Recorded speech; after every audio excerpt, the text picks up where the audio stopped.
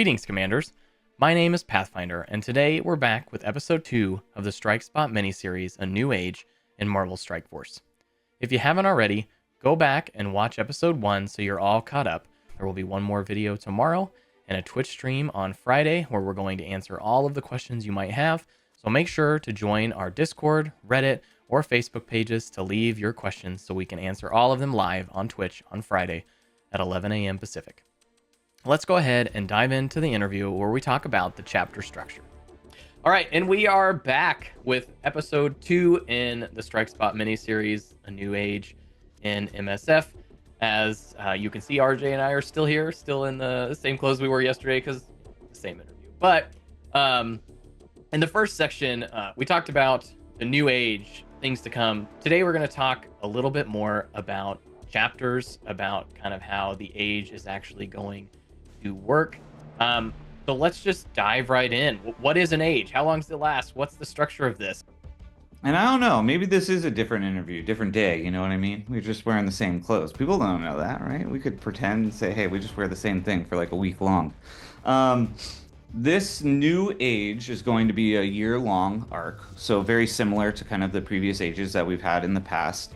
The one major difference and the overall kind of way we're going to run or operate this one is we're starting to really use the chapter system. And a chapter will be 3 months long. And inside of the chapter, you will be earning shards of a legendary character only through engagement. And very similar to kind of what we've been doing with Lilandra. We've been learning a lot from what we've been doing with her.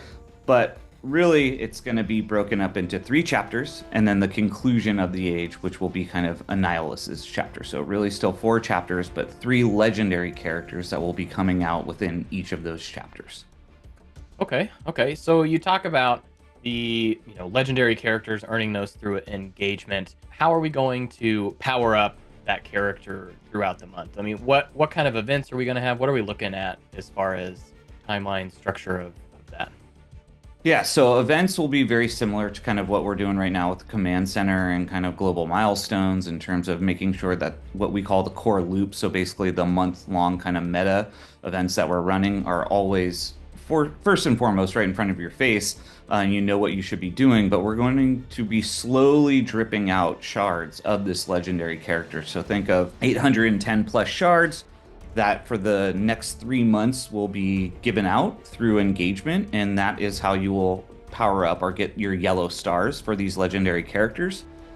Same thing with kind of what we're thinking about doing with the red stars is very similar to the scourges that we've run in the past, but those being the primary way that you're going to earn red stars for these legendary characters. So think of maybe in month 1 of chapter 1, you're earning some amount of the red stars. And then in month 2, we're running another scourge, and you're going to probably power them up some more. And then by month 3, you're running a scourge, the last scourge of that chapter, and then you could fully power up that legendary character. So based off of the player's engagement, will determine how many yellow stars and red stars you're walking away with within that chapter. Okay, very cool. So tons of engagement throughout the month revolving around a legendary character. I assume we're going to have, some teams that you're going to need as a part of that whole system, and maybe those are the ones that we earn throughout the chapter. Is there anything you can tell us about that at all?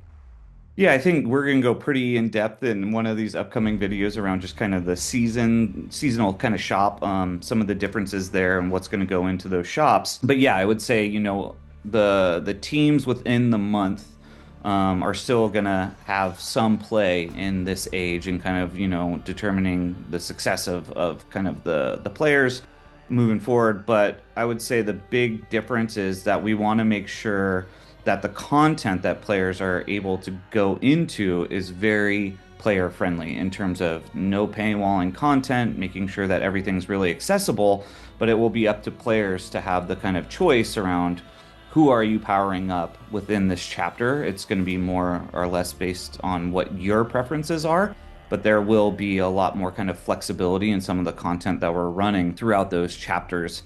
One thing that, at least for myself, of the old age, right, the Age of Apocalypse was, throughout the whole thing, you were leveling up a team for a legendary character, and then at the end, it didn't really quite fit together where all the legendaries worked with Apocalypse. Are we going to have any differences regarding that? Like, are the legendaries going to have their own team? How's some of that going? Yeah, I think we always learn from, what we've done in the past, right? And so I would say with Age of Apocalypse, yeah, you're spot on. I'm a big Apocalypse fan. I was super excited when I just joined this team and kind of heard, oh, we're doing the Age of Apocalypse. And I was like, oh, the Horsemen, we're going to build them up and then they're all going to come together and they're going to be this kind of uber team, right?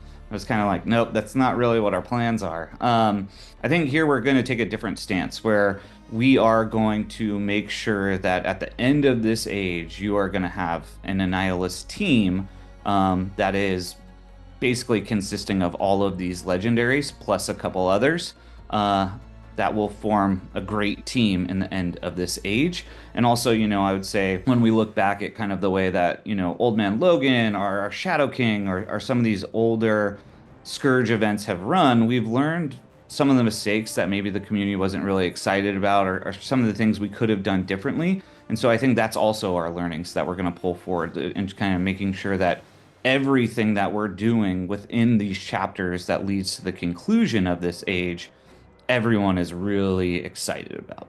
Well, a big question, for me is what happens if, say I'm a new player and I join in month 2 or maybe even month 3? Like, what can I still do, or how can I be able to power up these characters without missing a ton of time in that chapter?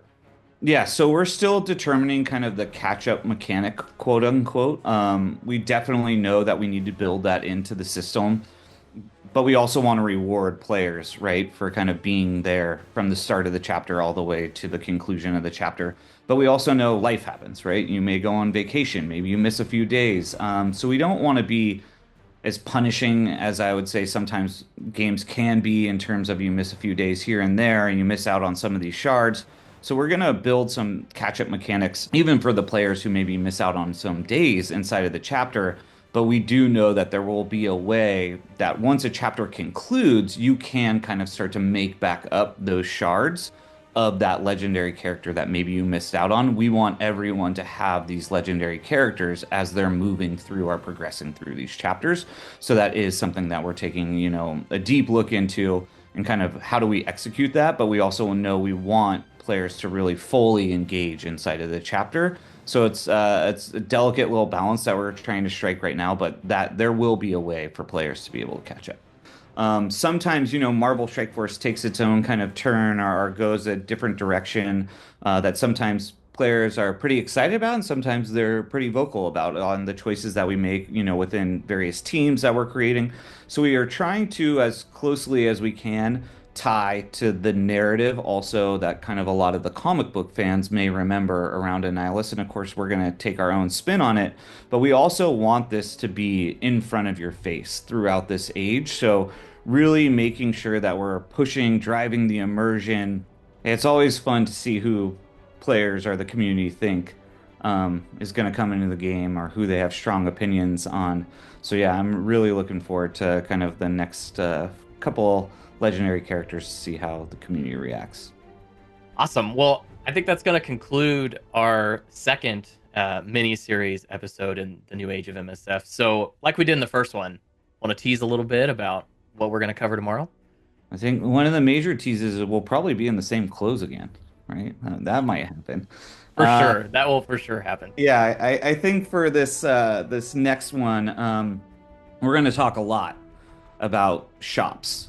We know for a long time, we've been hearing from the community around our shops, lack there of value from the players and kind of the player standpoint around us needing to do a pretty big refresh to those shops. With the start of this new age, you are going to be getting a massive refresh of the shops.